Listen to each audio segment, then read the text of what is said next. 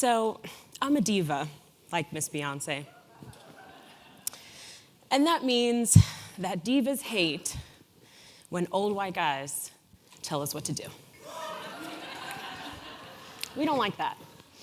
And to be honest, I don't want anyone deciding my fate, right? I don't want anyone making big decisions in my life but me. And yet, I want to tell y'all a story about a time when my fate was in the hands of an old white guy. So I had my fledgling solo law practice, and I had my first corporate client, and I was really feeling myself. And I completed the work in October, and it was November, and I was waiting to get paid. And if you know anything about corporate clients, you know that they take forever to pay you. So this was me with my face up against the glass, staring, waiting for the mailman every day. So November comes and goes. Christmas comes and goes. And finally in January, my glorious, big, fat, juicy corporate check arrives. And I am so freaking excited. $5,000. So I put on my sweats over my pregnant belly, and I go down to the bank. I can't get there fast enough. And I go to the teller, and I present my check. And I was so damn proud. I'm like beaming, like, look at my big ass check, you know? That was the largest amount that I had ever been paid in my business and life, basically. And so the teller, did her thing. I'm chit-chatting, I'm in a great jovial mood. So I finally got paid. And she says, okay, it's all deposited. Have a great day. It'll be available in 2 weeks. I'm like, pardon me, what? Did you say 2 weeks? I'm like, no. So I'm whispering to her, so no one else at the bank can hear me. And I say, I could really use the money right now. Is there any way that could be available today? And she's like, no, sorry, that's not possible. It's an out-of-state check. It's not going to be available for 2 weeks. You could take it up with the manager. Insert old white guy. The branch manager. And I go stand in the spot out of the way, right? Because I'm like waiting for him to come talk to me. And I'm all awkward in the bank. Like people are coming and going. I'm trying to be unnoticed. And I'm just trying to get my story together and feeling really, I don't know, like almost a little embarrassed and, trying to think of what I'm going to say. And also deeply regretting deciding to just grab whatever dirty laundry was nearby before I came over. I was looking much less like a lawyer and much more like somebody who doesn't have a job. And I think I advanced too far. Did I? Oh, I don't know what happened. So this was a big deal, this check. I was on the wait list for a daycare. And this corporate check was the only reason why I could afford it for my daughter. And I needed her to be in daycare. If you've ever worked at home with your child, you know that you're barely working, right? And so I really needed this daycare.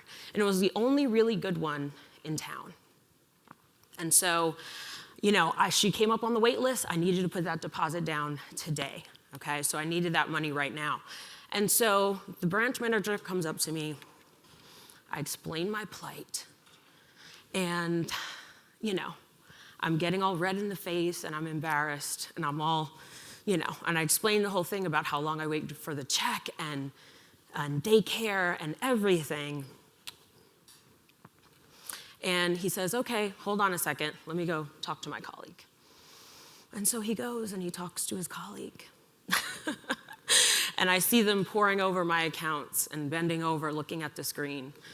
And I'm super embarrassed. And I'm thinking like, man, what kind of financial choices have I made over the last couple of weeks that they're looking at right now. And as I sit there, I'm sitting at the desk, I'm waiting for him to come back and talk to me, and I'm getting really worked up, and I'm realizing that this is totally my fault, that I allowed myself to be in this really precarious financial situation. And so something changes in me. Something shifts. I have a new determination set in. And I say to myself, this will never, ever happen again. I will never, ever be in a situation where somebody else decides what's happening for my family, where somebody else has control over my financial situation. And this is just never going to happen again. I am changing things. Never, ever again. And so I left the bank after talking to the branch manager. I got in my car. I had a really good cry. Sobbed like a baby. And then I went home and I got to work. And here's what happened. I went from $60,000 to $300,000 in 1 year. And I haven't stopped growing since. I now have a multi-million-dollar business. And thanks to the branch manager, who did release my check, I was able to put my child in daycare that day. So a lot of you probably have experienced a moment like this, yes? Where somebody else was in control of your financial situation. Where some outside force was deciding whether you could afford your mortgage or your daycare or, pay your car note, whatever important things, maybe even a medical bill. And so maybe it was a relatively small amount of money that could solve that problem for you, but you just didn't have it. And you felt vulnerable.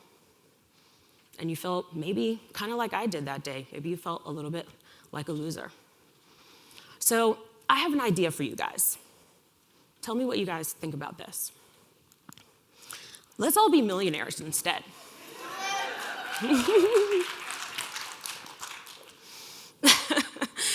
I'm serious, right? Because being a millionaire is not about Ferraris. It's not about first class. It's about the people we love. It's about the causes we care about, right? It's about your financial security. It's about accomplishing your mission. It's about leaving a legacy and leaving the world better than the way you found it. So can I let you in on a little secret?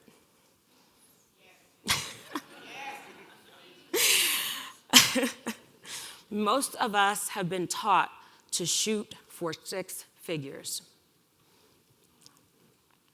Just get to 6 figures and life will be grand. Who's heard that? Right? It's all about that 6-figure mark. Well, let me tell you something. An average family of 3 who makes $100,000 only has 2% of disposable income after paying for their necessities. That means for most of us living in big cities, or even smaller cities, they even studied smaller cities and found that $100,000 is not going to take you that far. That's only $2,000 extra in disposable income. That's exactly how much the deposit was for my daughter's daycare. So you may have freaked out a little bit, right, if you haven't hit that 6-figure mark yet, or maybe you just hit it and are proud of yourself, as you should be. But here's the thing that I want you to understand. If you can make $50,000 or $100,000, you can make $1 million. That's what I want you to know. If you have the skill set to bring your business to $50,000, you are able to bring it to $100,000.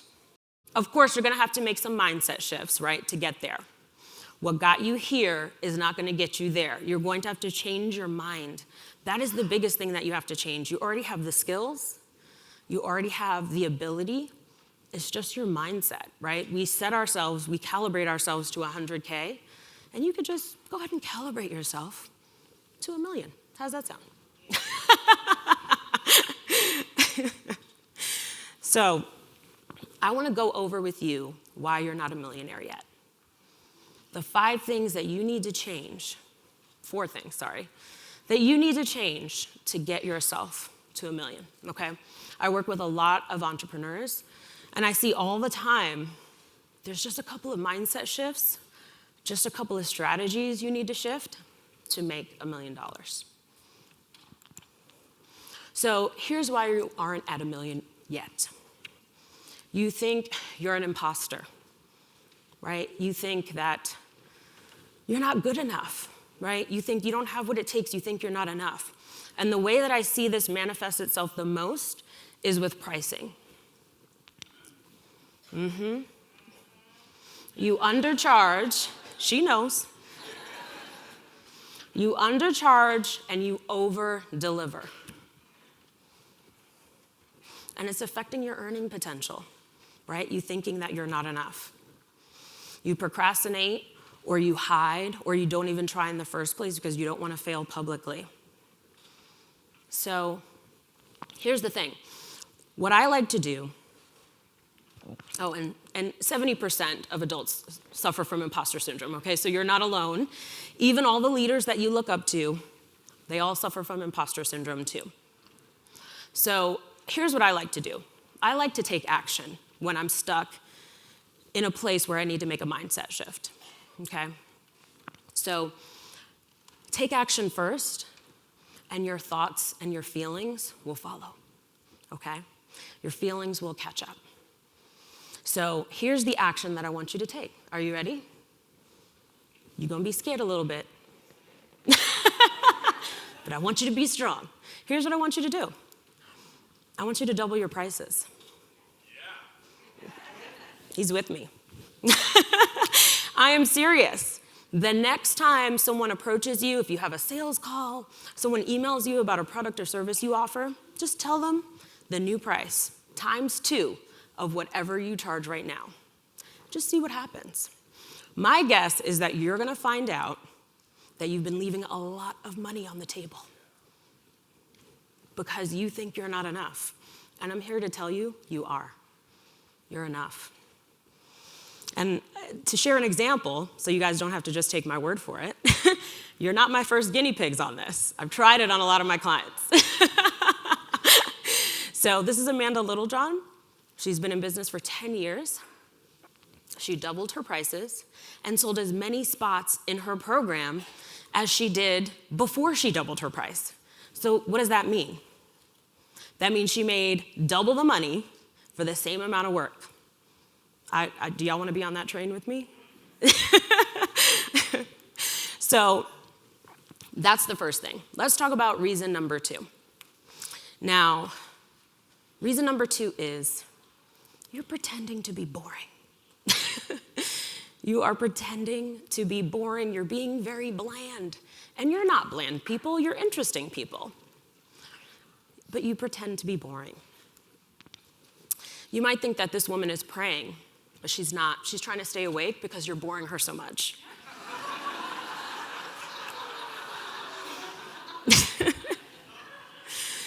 You have things to say, you have opinions, and you should say them. Stop hiding and stop trying to do things like everybody else, right? Like if you do it like everybody else, you don't stand out, right? Your clients are gonna keep scrolling. The average attention span is 8 seconds. That's how long you have. Be outrageous. Wear sparkly pants like Tarzan. You know? Stand out.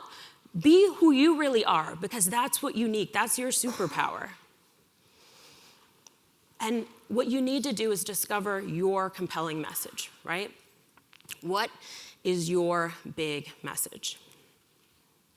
And if you don't know what it is, that's what you need to find out. And trust me, it has to do with who you are, your identity, what excites you, what you're into, your interests. That's what's gonna grab the attention of your potential clients. So say something, and say something that matters, and say it boldly, right? Express your opinions. Say who you stand for. State what your mission is, okay? And so I want to tell you about a client of mine who did that. This is Carl Lowenthal. and she stopped being boring. She's a lawyer, and she used to go to lawyer events and be super buttoned up. And she was serving all different types of clients, lawyers, women who wanted dating advice, basically anyone who would pay her for her coaching, which was what she was moving into. And I said to her, Cara, what do you really want to do? And she said, I want to start, excuse my French, unfucking women's brains, helping them to stop being so anxious. That's what I want to do. And so she did that. And she created this brand. That is the name of her brand. You could look her up. She went from 100K to $1 million in 12 months after making this brand shift. So here's the third thing. You're selling too much stuff. This is good news for you. You can do way less, okay? You're keeping yourselves very, very busy, launching thing after thing after thing. But if you look at some of the people that we all look up to, Marie Forleo, Seth Godin, Nathan Barry, they all sell one thing. That's it. They make millions of dollars from one offer. Does that scare you? I want to challenge you to decide, what is my main thing? What is my one thing that I really want to do? And go all in on that, okay? Because here's what happens. You're doing too much, and therefore you're known for nothing. People don't know what you stand for. They don't know what you do. They don't know who you are, okay? So every other coach will tell you need 7 different offers to get to $1 million. I know different. You don't. You need one killer offer, one amazing offer, okay? And here's what that amazing offer should do. It should be scalable. Your one-to-one service is not your $1 million offer, okay? Needs to be scalable. And that means you could scale it by hiring a team, scale it by creating an intellectual property system, like a course to deliver it, but it needs to be a leveraged offer, okay? You need to deliver on a big promise. Say it with me, no punk promises, okay? Again, together, no punk promises. You can deliver on something bigger. Don't hide, don't be scared to really go out there and show people what you can do, show people the transformation that you can create for them. So make a very big promise and then deliver on it. And it needs to be rooted in your strengths. You don't need to do what you see your friend doing or what the woman or man sitting next to you is doing. Your $1 million offer is rooted in what you are already talented at, what you're already good at, what you're already drawn to. You don't have to change. You don't have to become a whole brand new person. It's just a mindset shift. So double down on what you're great at. That's what your amazing one offer that will take you to $1 million needs to be. Again, you only need one. And then you'll be doing less, right? You'll be marketing less, you'll be selling less, and you can really focus on delivering on that one program, on that one promise. So that's my challenge for you guys. Do not overcomplicate it. And I know what you're already thinking, but I'm multi-passionate. I have so many interests. Yes, you have interests. I have lots of interests too. But you don't need to make money from every interest and every skill set that you possess. Let's just pick one and let's just get this $1 million out of the way, okay? Let's just do that. So here's an example of my client, Kathy Mazak. She is a writer and a professor. And so she teaches other professors how to write and get published so they can get tenure. And she went from having 4 different offers, making so-so money, I don't think she had even hit 100K yet in her business, to selling one offer, one flagship offer. She had her first $100,000 month. She launched this offer, people wanted it. You'll find that people actually want the solution, the real big solution, not just a tiny bit. And she replaced her annual salary as a professor, which was $80,000 a year, and she no longer works there. Now she's a full-time entrepreneur, and she's on track to hit $1 million as well. That's how simple it is. And she did that in 45 days. It's a mindset shift, and your actions will follow. So here's the last thing. You think you have to do it alone. You do not. You do not have to do it alone. You need a team. You need a squad. This is my squad. They're cute, right? And they make it so that I can work normal hours. They bring their talents and their skill sets to my vision, to my business. My clients love them. They don't miss me, right? They enjoy being coached by them, being served by them. They're good at the things that I suck at, right? Because none of us here are good at every single function of our business, right? There's always things that have to get done in our business that we're not good at. And so you need a team to help you do that. And here's the thing. People always say to me, well, but I'm a special snowflake. And therefore, only I can do it. No one else can do the magic that I do. So in addition to being a special snowflake, you are a trapped snowflake.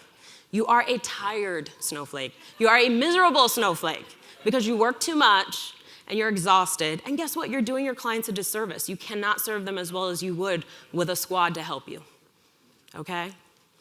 So, again, always evidence. I'm a lawyer, okay? I like proof.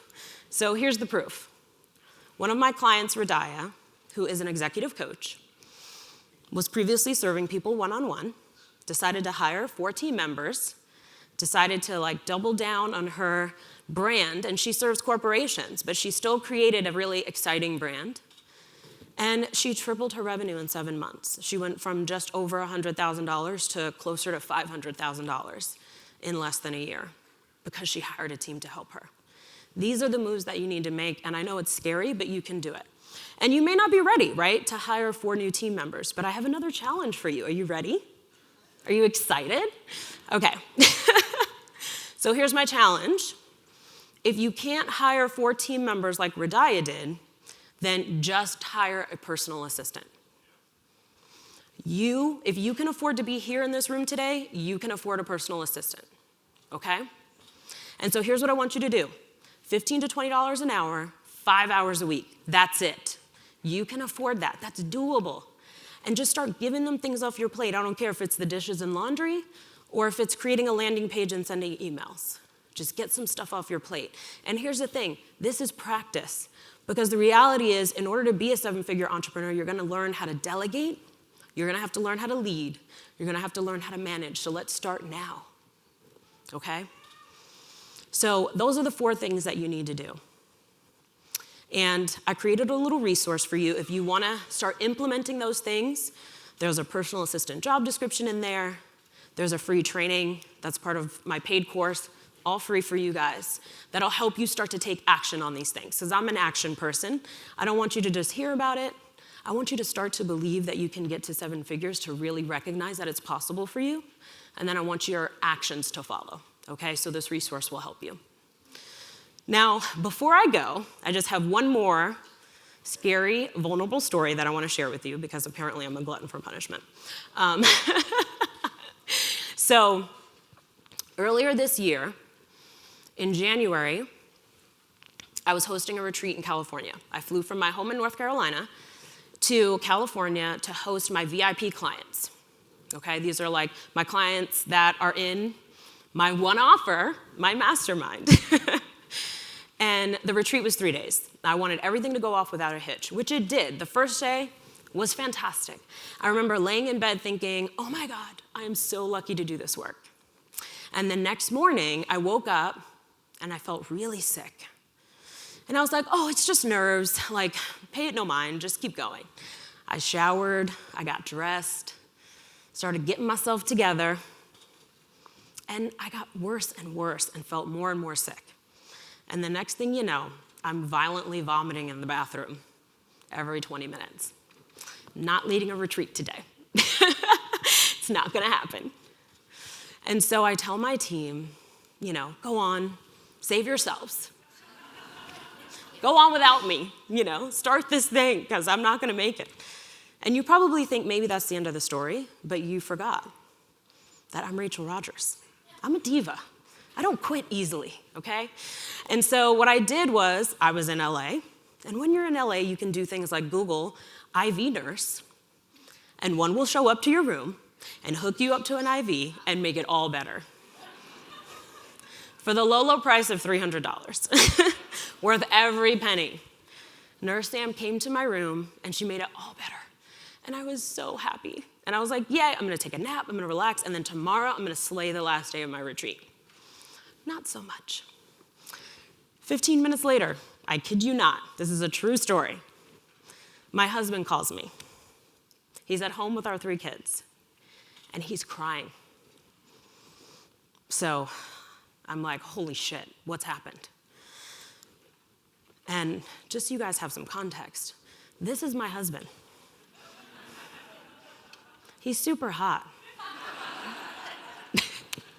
He doesn't cry. We've been married for 11 years. I've seen him cry maybe once or twice. So I knew something was serious. And he said to me, the ambulance is on their way. My son, Jackson, had a seizure. And my heart drops, and I'm hearing, he's got me on speaker, the paramedics are coming in, my daughter is freaking out.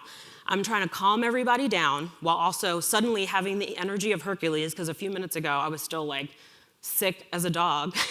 And I'm like throwing shit in my suitcase as I'm on the phone with him because mama is coming home immediately. So I, of course, book a flight and I go home that night. And it turns out my son is fine. He had a febrile seizure, which is actually very normal in children under 6, and it's just brought on by a spike in temperature. So let's look at what it cost me to deal with that day. One of the worst days that I had. I was like, okay, good, the rest of 2019 should be great. So we got this really horrible day over with. And so an IV nurse, super last minute flight, I didn't give a shit what the price was, and a reliable team. Let's look at what those things cost. $300, $1,700, right? And of course, priceless. And you remember that stat that I gave you at the beginning, that for most people making $100,000, they have $2,000 of disposable income at the end of the year? Well, that's how much it cost me that day. I would have been screwed, right, if that's all I was making. $2,000, that's it. For most people, that's their whole year of disposable income. So what I hope you now understand is that making money is never about making money. It's about what the money allows you to do. So I want you to go make some money, go make $1 million, and see what it allows you to do. Thank you.